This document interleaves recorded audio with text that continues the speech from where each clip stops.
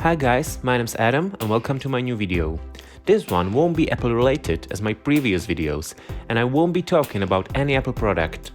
This past few weeks has been very tough as people around the world are dealing with the coronavirus outbreak. A lot of us have to stay home in quarantine, and so it's a perfect time to binge watch the best shows on the most popular streaming services. I've been stuck at home for the last 2 weeks, and Netflix and Apple TV Plus are my new best friends, and I decided to make this video to share some of my most favorite TV shows to watch in a quarantine. So what's the top 10 shows you can watch right now? Let's find out. Here we go.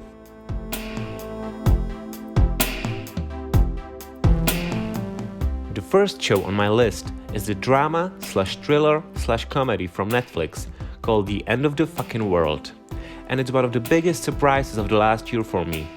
It's about two teenagers from UK, Alyssa and James, who both are just a little bit different than everyone else. James thinks he's a psychopath and he feels the urge to desperately kill someone, while Alyssa is also not a normal 17-year-old as she likes to break all the rules and her tongue is pretty sharp. These two individuals cross their paths and they embark on an unexpected and dangerous journey together. I have enjoyed every single episode and I just wish there was more, because this show has only 2 seasons, each with 8 episodes, and every episode is only like 20 minutes long, so you can actually watch the whole show in one evening. But it's worth it, I promise.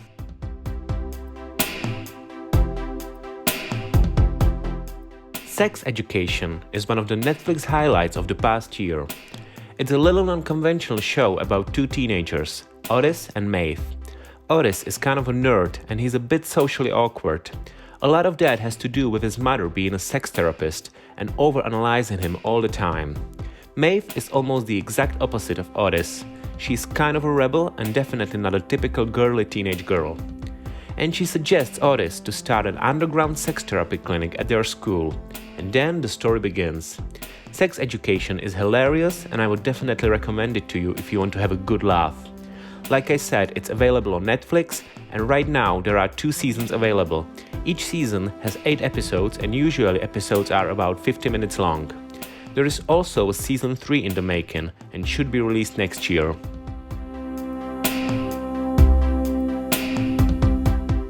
Love is Blind is a show which I was a little skeptical about at first, but after watching 1 episode I was immediately hooked. It's Netflix's latest reality TV show, in which we see 15 single men and 15 single women. Both of these men and women are put together to one house for 10 days. But the thing is, these men and women live in a different part of the house and they can't see each other. They can only date in these little pods when they can talk to the other person, but they cannot see each other. They can only see the other person when one of the two proposes to the other. Out of these 15 couples, 6 got engaged in these 10 days, and then you can see them in the next few weeks getting to know each other before their big wedding. It's a very unique format and I actually really enjoyed it as I love these types of social experiments. There's 1 season of 11 episodes and recently Netflix renewed the show for another 2 seasons.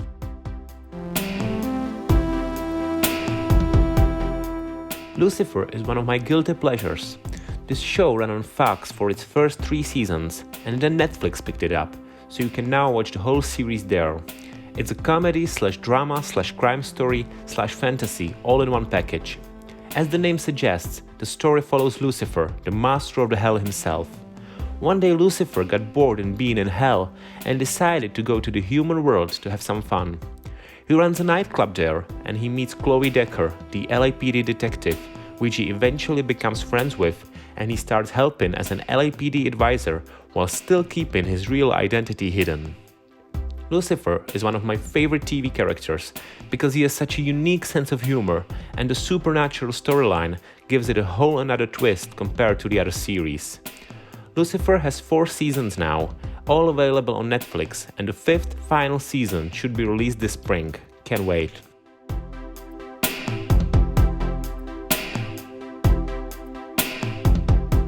The Crown is also one of the gems of Netflix's current catalog. This series focuses on a British royal family and first and foremost on the Queen Elizabeth II herself. It's not a documentary or biography. Every season covers approximately 1 decade of Queen reign, And it all begins in 1950s when Elizabeth's father, King George VI, prematurely dies, and Elizabeth is thrown into the position of the ruler of the whole Commonwealth. The story is based on real events, so we can see Queen dealing with famous prime ministers, world-changing events throughout many years of her reign. I like this show because it makes you see the royal family in situations in which you could never saw them before. And the best thing is that this show is not only for those of you who are familiar with the royal family, but I think everyone can get started with The Crown. Believe me, once you see Claire Foy as the Queen, you won't be able to resist this show.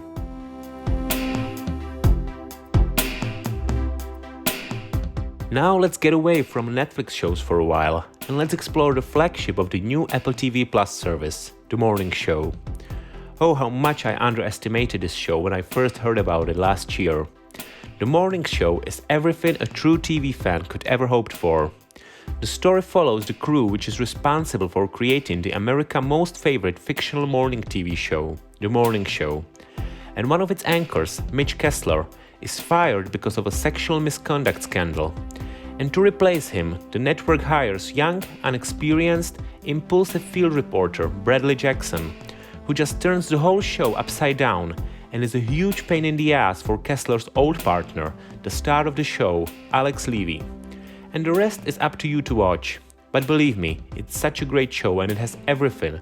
Drama, laugh, social topics, sexual topics, just everything. And on top of that, you get Jennifer Aniston and Reese Witherspoon as main characters. Can you wish for anything more? I don't think so.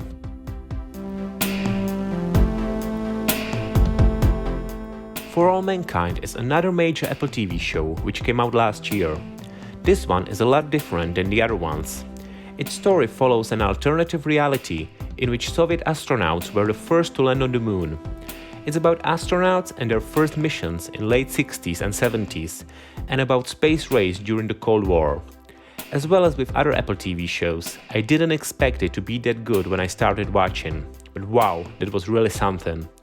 It explores what would have happened if the global space race had never ended, and it goes much deeper than that. I love Apple TV shows simply because everyone can find their piece of cake in it. Even when you think that this show is not for you, give it a try and you will find out that there's something for you for sure. And that's exactly the case with For All Mankind. The first season is available on Apple TV Plus, and Apple already renewed it for the second season, which should be available later this year. And let's go back to Netflix highlights. And I thought that there is not one person on this planet who didn't see Stranger Things. But I talked about the show in front of one of my friends, and I was shocked to find out he actually hasn't seen Stranger Things. And this should be punishable by law by now or something.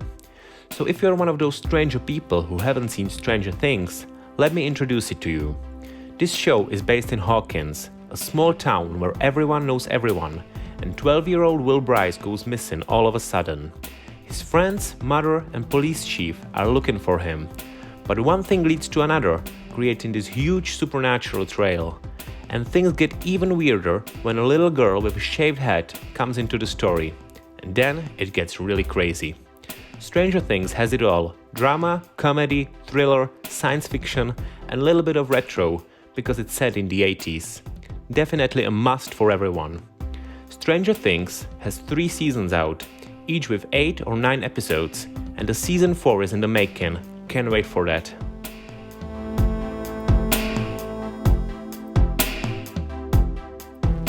If you were born in the 90s, you definitely remember this cute show, Sabrina the Teenage Witch. And the chilling adventures of Sabrina couldn't be more different, even though it shares the same characters. It's about half-witch Sabrina Spellman, who lives with her aunts, Hilda and Zelda, her warlock Ambrose, and her cat Salem in the town of Greendale. As her 16th birthday is approaching, she must choose whether to become a full witch or to pursue a mortal life with her boyfriend Harvey Kinkle. Chilling Adventures of Sabrina is one of the biggest surprises for me, as it's much darker than I imagined, but it still keeps the funny parts alive. So for every younger fan of fantasy/drama/female empowerment, Sabrina is here for you. You can watch it on Netflix, and there are 3 seasons available now, each with 8 to 11 full-hour episodes, and Netflix confirmed that season 4 is in the making. And the last show on my quarantine list is one of the newest Netflix hits, and that's The Witcher.